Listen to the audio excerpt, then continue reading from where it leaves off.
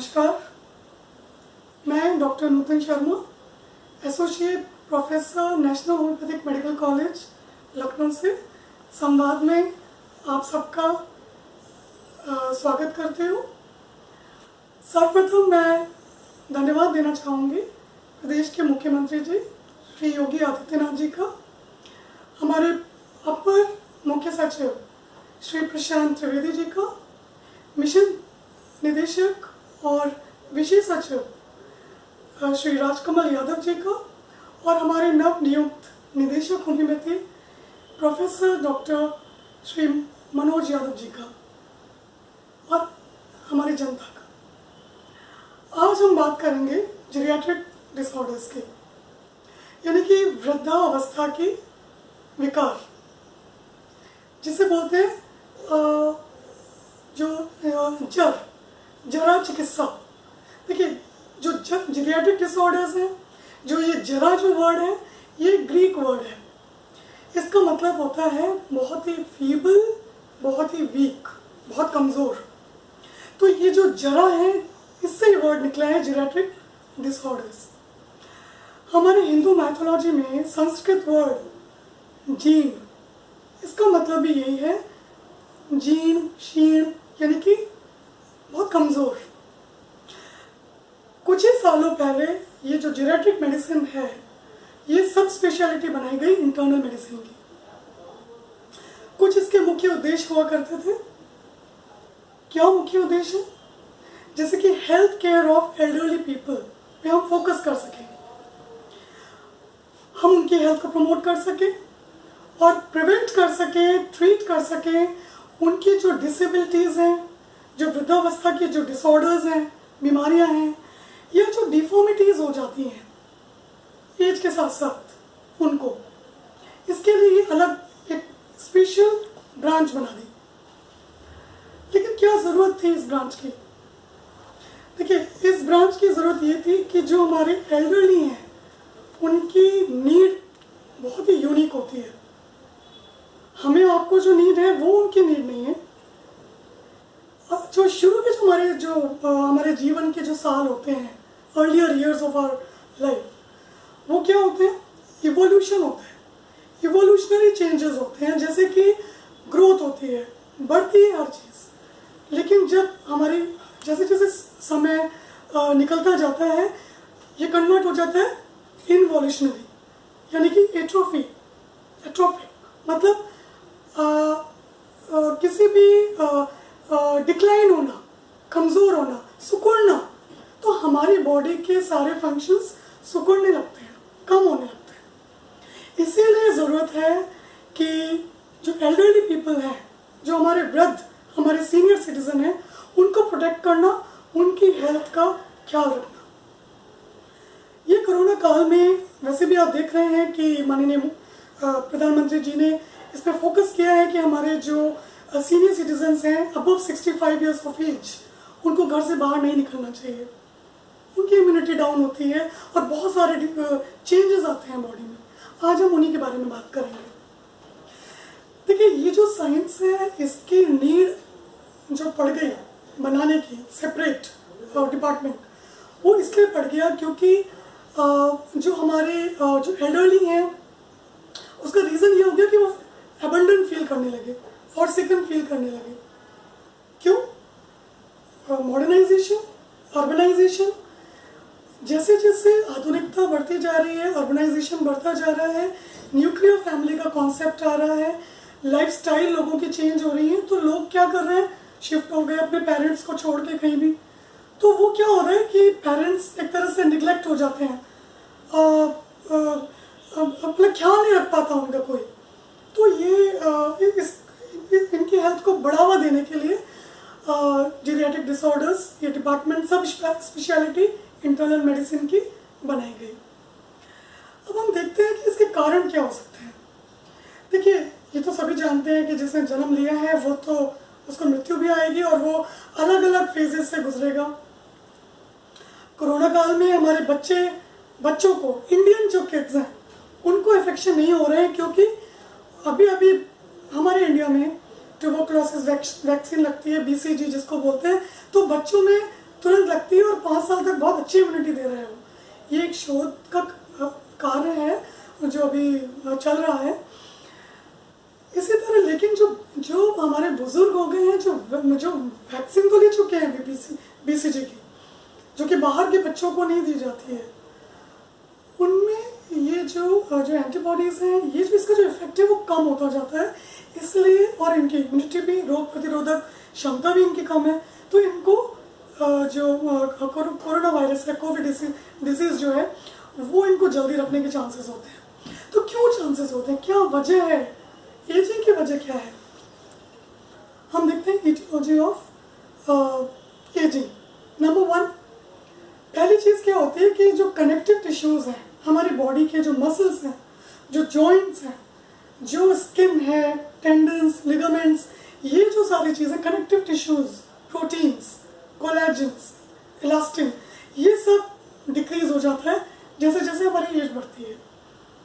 इसी तरह जो हमारे स्पेशलाइज्ड सेल्स हैं, जैसे कि नर्व सेल्स या हमारे मसल सेल्स, ये क्या करते हैं, ये रिपेयर करते हैं। ये भी इनका काम है रीजनरेट करना, मतलब रिपेयर को संभालना। ये भी इनकी एफिशिएंसी भी कम हो जाती है। साथ ही कुछ हमारे सेल्स होते हैं जो डिवाइड करते हैं, ग्रोथ करते हैं, और अगर हमें चोट लग गई या किसी भी स्पेशल सिचुएशन में हमें प्रोटेक्ट करते हैं। तो फेलियर ऑफ माइटोसिस, यानी कि डिवाइड करना सेल्स का, रीजनरेट करना, जो हमें चोट से बचाते हैं, वो भी कम हो जाता है। तो फेलियर ऑफ स्पेशलाइज्ड सेल्स, उनका ना बनना, या फेलियर ऑफ माइटोसिस, इसका कम हो जाना, ये कारण बनते हैं एजिंग के। इसका असर क्या होता है? इसका असर अब तो कोरोना का काल चल रहा है, तो अभी तो जो एज हमारे जो एल्डरली हैं उनमें बहुत सारे चेंजेस मैं देखते आ रही हूँ। जो हमारे क्लिनिकल जो प्रैक्टिस में मैं देख रही हूँ कि थोड़ा सा उनको स्पेशली साइकोलॉजिकल, सोशोलॉजिकल फैक्टर्स इसके लिए बहुत रिस्पॉन्सिबल है। जैसे कि मैंने आपको बताया अनएम्प्लॉयमेंट, अब जो सीनियर सिटीजन है वो रिटायर हो चुके हैं, कुछ पेंशन भी नहीं मिलती जिनको, या कम मिलती है, तो एक अनएम्प्लॉयमेंट एक कारण हो सकता है जो दिमागी तौर पे वीक कर रहा है, परेशान कर रहा है इस स्पेशली इस वक्त। तो फियर ऑफ पॉवर्टी, गरीबी का, जो हमारे पैसा नहीं है, मेरे पास कम पैसा है, कैसे करें। दूसरा lack of status, loss of employment तो है ही, lack of status, lack of being valued, कोई उनका ख्याल नहीं रख पा रहा है, या उनके बच्चे छोड़ के चले गए हैं, लोनलीनेस, या बिरीवमेंट, कपल में एक किसी साथी का मृत्यु हो जाना, अकेलापन, तो ये सारे कारण बन रहे हैं डिप्रेशन के।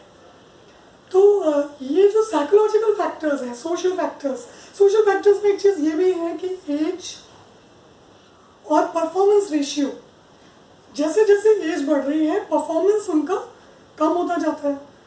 यानी कि अगर 70 साल, 75 साल, 80 साल के जो लोग हैं, उनके जो परफॉर्मेंसेस हैं वो डिले होते हैं, यानी कि वो रिएक्ट प्रॉपर टाइम पे नहीं कर पा रहे। दरवाज़ा खोलना है, धीरे धीरे गए, या कोमोड का सीट उठानी है, धीरे धीरे कुछ एक्सीडेंट हो गया। तो ये सारे कारण बन जाते हैं इनके सिचुएशन को और ख़राब कर दें। अच्छा, अब देखते हैं आगे। अच्छा, और क्या क्या चीज़ें हो सकती हैं? देखिए, जो हमारी ICMR है, उन्होंने सर्वे किया और उन्होंने देखा कि सबसे ज़्यादा परसेंटेज कौन से डिसऑर्डर्स होते हैं। तो उन्होंने ये पाया कि जो विजुअल जो डिस्टर्बेंस है, विजन, वो 88% कॉम्प्राइज करता है। जैसे कि विजन लॉस होना, एज के साथ आप जानते ही हैं कि विजन लॉस होता है, कैटरैक्ट की वजह हो सकती है, ग्लोकोमा की वजह से हो सकता है, या डायबिटिक रेटिनोपैथी, ये सारे कॉज करते हैं, विजन लॉस का कारण बनते हैं। इसके बाद 18% हमारे हियरिंग लॉस में 65%, जो 65 अगर आदमी अवस्था में है, 65 उसकी एज है, तो 50% लॉस हो जाता है। और 80% हियरिंग लॉस हो जाता है जब वो 80 से 85 साल का हो जाता है। तो 18% हियरिंग लॉस कंप्रेस करता है। इसके अलावा सिंकोप, देखिए सिंकोप आपने सुना होगा, ये एक मेडिकल वर्ड है। सिंकोप का मतलब है lack of transient loss of consciousness, थोड़ी देर के लिए हमारा कॉन्शियसनेस, चेतना का चले जाना। उसकी वजह क्या हो जाएगी? उसकी बहुत सारी वजह हो सकती हैं, उसके कार्डियक कॉजेज हो सकते हैं, उसके हमारा जो बीपी वेरिएशन हो सकता है, हाइपोटेंशन या हाइपोटेंशन, हाइपोक्सीमिया, ब्रेन में ऑक्सीजन की कमी हो सकती है, फिट्स आना, सीजर्स आना, ये हो सकता है, या कोई भी इलेक्ट्रोलाइट का इम्बैलेंस होना। तो इसके वजह से, क्योंकि आदमी अपनी चेतना खो चुका है तो वो गिर जाएगा, गिरा तो हेमेटोमा बन सकता है या उसको फ्रैक्चर हो सकता है। सिंकोप में एक और कैटेगरी आती है जिसको हम बोलते हैं रिफ्लेक्स सिंकोप। अब रिफ्लेक्स सिंकोप क्या होता है? ये किसी भी एक्टिविटी का रिफ्लेक्शन हो सकता है, जैसे कि खांसते खांसते आदमी बेहोश हो गया, चेतना चली गई उसकी, या वो डेफिकेशन के लिए गया, संडास के लिए, शौच के लिए गया, वहाँ बेहोश हो गया, या पेशाब के लिए गया, वहाँ हो गया। तो ये भी एक तरह की एक कॉमन सिम्टम है। इसके अलावा कॉमन चीज़ है फॉल यानी कि गिर जाना। देखिए मोस्ट कॉमन कॉज है मॉर्बिडिटी का और मोर्टेलिटी का। किसी भी वजह से हो सकता है, हमारे एल्डरली किसी भी वजह से गिर सकते हैं अगर हमने उनका ख्याल नहीं रखा।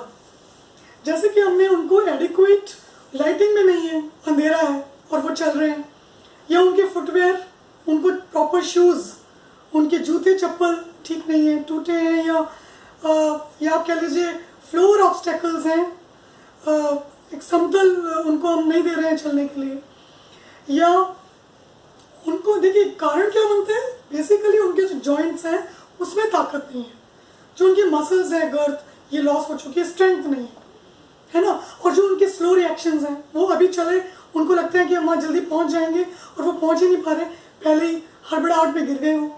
तो हमें अपने सीनियर सिटीजन्स को जो घर में हैं विशेष तौर पे ख्याल रखना चाहिए कि उनके जूते चप्पल ठीक हो, उनकी फ्लोरिंग ठीक हो, उनकी लाइट ठीक हो।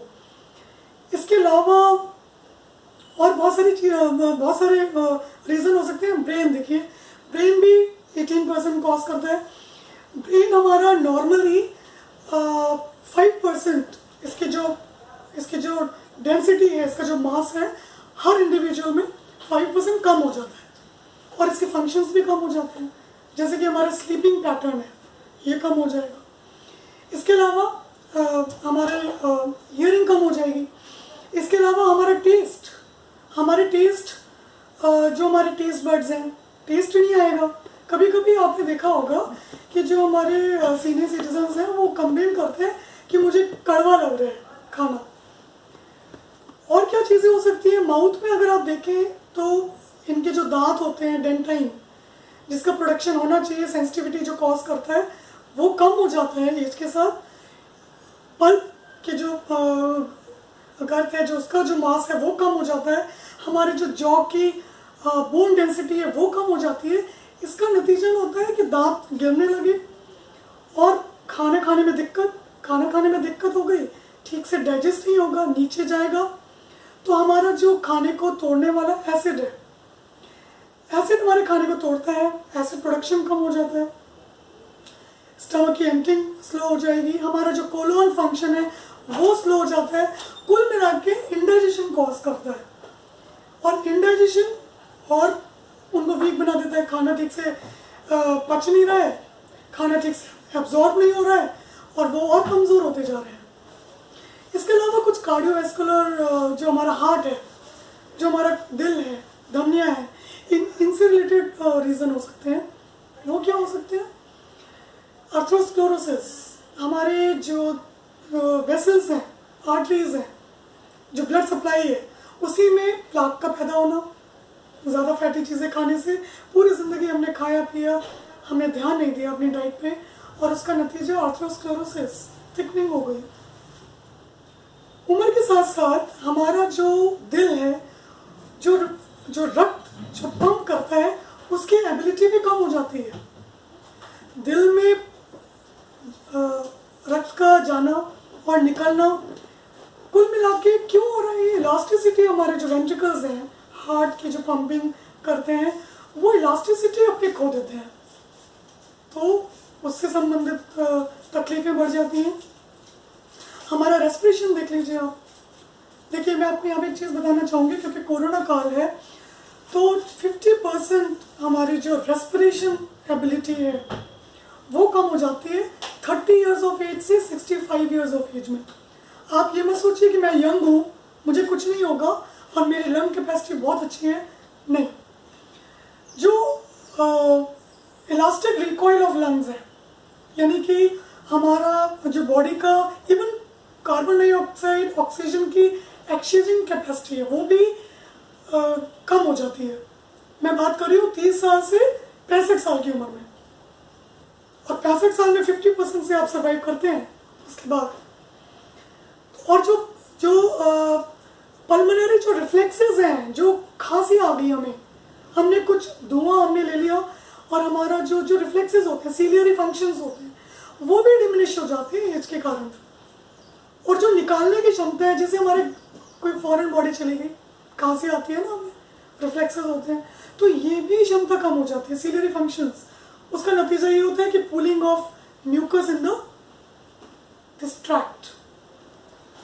तो यहाँ भी हमें ध्यान देना होगा कि बहुत सारे जो फंक्शंस हैं, इसके अलावा 44% ऑफ पेशेंट्स हमें देखने को मिलते हैं ऑस्टियोपोरोसिस, ऑस्टियोआर्थराइटिस।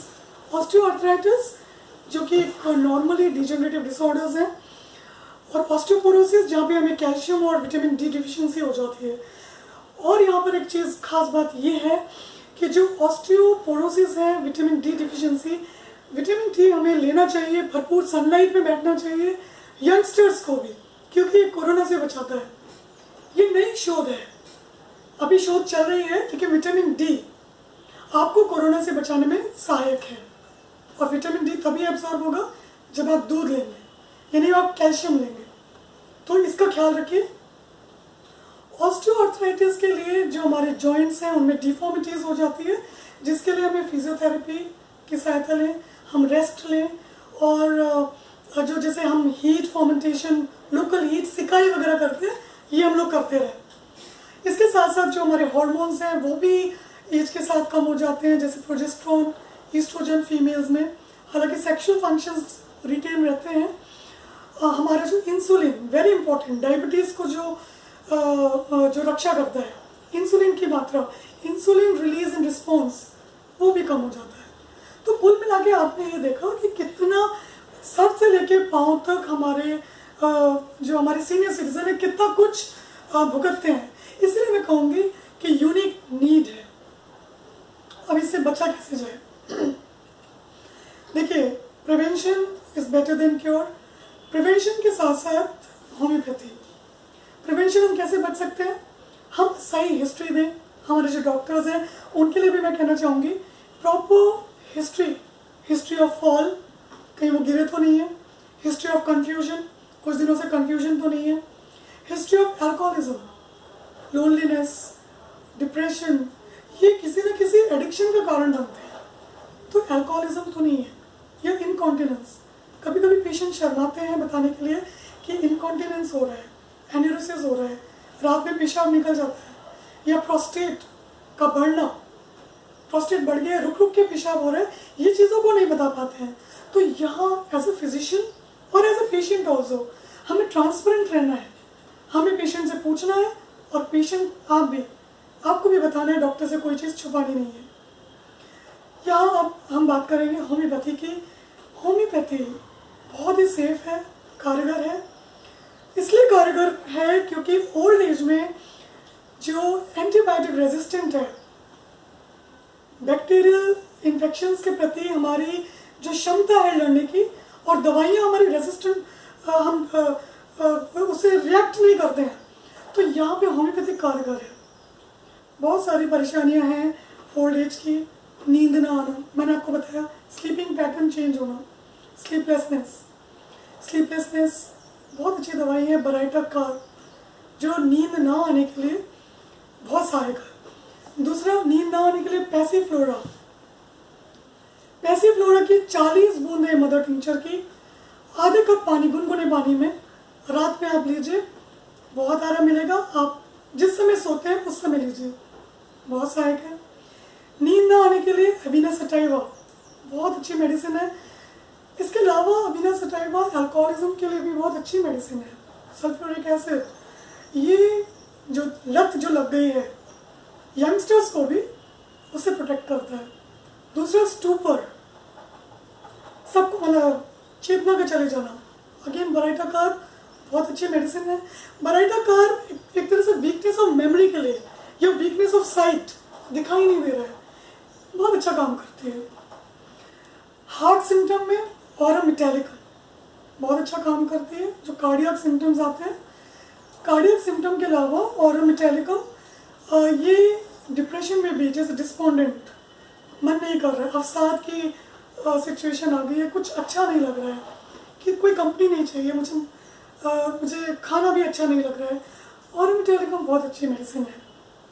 इसके अलावा स्टेफिस एग्रिया मैं और आप सुनते आ रहे हैं कि जो हमारे ओल्ड जो लोग हैं, सर में जुएं हो जाती है, कीड़े पड़ जाते हैं, पेडिक्लोसिस, तो वो जो हम उसे क्रैब लाइस बोलते हैं, अगर हम 20 बूंदें आधे कप गुनगुने पानी में एक्सटर्नली अप्लाई करें, जहाँ भी बाल हैं या त्वचा पे भी पेडिक्लोसिस हो जाते हैं, उसमें अप्लाई करें तो बहुत अच्छी मेडिसिन है स्टेफिस एग्रिया। वीकनेस ऑफ मेमोरी, कॉन्स्टिपेशन और प्रोस्टेट के लिए भी बहुत अच्छी है। इसके अलावा डायरिया में अक्सर डायरिया कॉन्स्टिपेशन होता रहता है, तो डायरिया में आर्सेनिक जो हमारी इम्यून बूस्टर है वो अपने पास रखिए आप। दूसरा, कॉन्स्टिपेशन क्यों हो जाता है? क्योंकि कोलोन फंक्शन हमारे डिमिनिश्ड हो जाते हैं, हमारी एक्टिविटी तो कम हो ही रही है, फिजिकल एक्टिविटी, क्योंकि जॉइंट पेन है, हम वॉक नहीं कर पा रहे हैं, तो उसके लिए इंक्रीज फाइबर डाइट लें, इंक्रीज वाटर इनटेक बढ़ा दें। क्योंकि देखिए, पहले चीज़ एक चीज़ ये याद रखिए कि 30 ml पर kg बॉडी वेट आपको पानी लेना है। अगर किसी का वेट 60 kg का अगर है तो 1800 ml उसे पानी पीना है, उसको थोड़ा सा बढ़ा दीजिए। तो कॉन्स्टिपेशन के लिए स्टेफिस एग्रिया बहुत अच्छी मेडिसिन है। इसके अलावा मैंने आपको बताया हियरिंग लॉस में मैं खुद ENT डिपार्टमेंट में 6 साल काम कर चुकी हूँ। ये मेरे खुद की दवाइयाँ हैं, काली म्यूर और मर्क डल्सिस, फॉस्फोरस, बहुत अच्छा काम करती हैं। नर्व, हमारी कान की जो ऑडिटरी नर्व्स हैं सूख जाती हैं, बहुत अच्छा काम करती हैं इसमें। अच्छा, दूसरा, इसके अलावा और जैसे तकलीफ हो रही है, पूरे बॉडी में दर्द हो रहा है, ब्रूस्ड फीलिंग, हाँ, सोराइनम बहुत अच्छी मेडिसिन है। जैसे कि चोट लग गई है, किसी ने मार दिया है, इसके लिए बहुत अच्छी मेडिसिन है सोराइनम।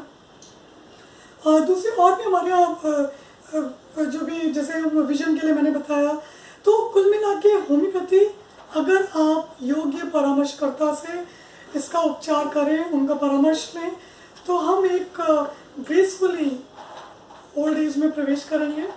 देखिए, मिडिल एज से अपना ध्यान रखना शुरू कर देना चाहिए, चाहे वो सप्लीमेंटेशन हो, सनलाइट हो और होम्योपैथी, ये बहुत सेफ है और आपको आगे आने वाली दिक्कतों से बचाएंगे।